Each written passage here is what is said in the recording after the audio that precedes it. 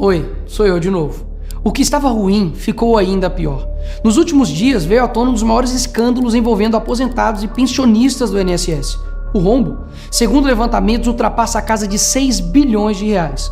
4 milhões de idosos roubados e a maioria das vítimas do Norte e Nordeste. Mas isso todo mundo já sabe. O que eles não te contaram é que o escândalo atual era de 6 bilhões.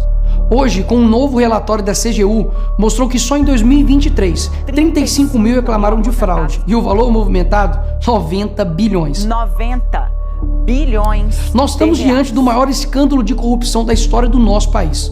E o golpe era o seguinte: aposentados eram filiados sem consentimento, tinham valores descontados direto do contra-cheque ou faziam empréstimos que eles nunca pediram. E daí, quando reclamavam, nada acontecia. Estamos falando do desvio de valores bilionários de pessoas doentes e idosas. Dinheiro que deveria estar no bolso de quem trabalhou a vida inteira e hoje depende da aposentadoria para viver. E é claro, vão espalhar a narrativa de que tudo começou no governo anterior.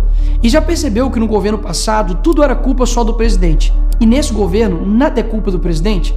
Mas olha só que interessante. As investigações mostraram que os descontos irregulares já vinham sendo praticados há anos. O que levou o governo Bolsonaro, em 2019, a apresentar a medida provisória 871, justamente para combater esse tipo de fraude em descontos. Ele obrigava os sindicatos e associações a comprovarem a cada 2 anos que o aposentado realmente estava autorizando aquele desconto. Adivinha quem ficou contra? Acertou, a esquerda. Como não bastasse, em 2022, com votos da esquerda, eles derrubaram essa lei. E o que será que aconteceu nos próximos anos? Bingo! Foi exatamente depois de derrubar esse mecanismo de proteção contra as fraudes que houve esse aumento absurdo de descontos indevidos. Ou no português claro, aumento absurdo de roubo contra idosos. Desenhando porque eu sei que tem gente que só entende assim. 2019, Bolsonaro faz lei para proteger esses idosos de fraudes. 2022, esquerda derruba essa lei no Congresso. 2023 e 2024, explosão de fraudes. E ainda tem gente surpresa com isso. Não foi o Alckmin que disse: o ladrão quer voltar à cena do crime. E de fato voltou. Desde o início do governo Lula, representantes dos ministérios da Previdência participaram de pelo menos 15 reuniões com entidades que hoje estão sendo investigadas. Inclusive, o próprio ministro Carlos Lupe e o ex-presidente do INSS, Alessandro Stefanuto, estiveram em 8 dessas reuniões. A entidade que mais participou dos encontros com os ministros foi a CONTAG, justamente a organização que mais roubou o dinheiro dos aposentados. E o escândalo é ainda mais grave. O relatório de auditoria da CGU revelou que, em muitos casos, as autorizações para descontos foram feitas em nome de pessoas que sequer tinham condições de manifestar a sua vontade. Foram encontradas situações absurdas.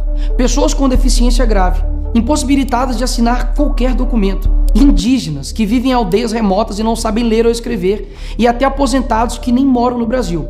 Roubar alguém já é terrível, mas roubar pessoas nessa situação é ter a certeza de que nada vai acontecer com você.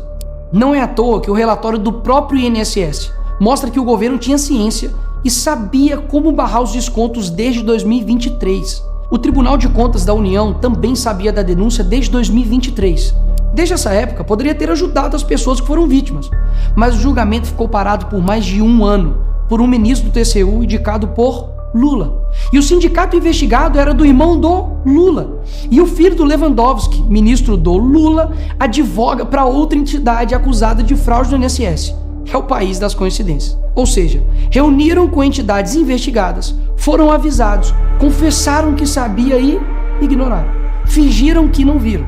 Agora, com a pressão do escândalo, o governo Lula trocou o ministro e só. Nenhuma consequência para ele. Engraçado, né? Se o pobre erra o CEP no cadastro, é fraude. Mas se o sistema desvia bilhões, é só trocar o responsável. O mesmo responsável que em 2011 também foi trocado pela Dilma por corrupção no seu ministério. Isso mesmo. Lula escolheu Carlos Lupe, um cara com histórico de corrupção para cuidar do dinheiro de idosos e doentes. E depois de 14 anos ele volta e cai de novo da mesma forma. Tudo isso está acontecendo e sabe qual é a solução do governo? O INSS usará o dinheiro do povo e devolverá o dinheiro aos aposentados e pensionistas.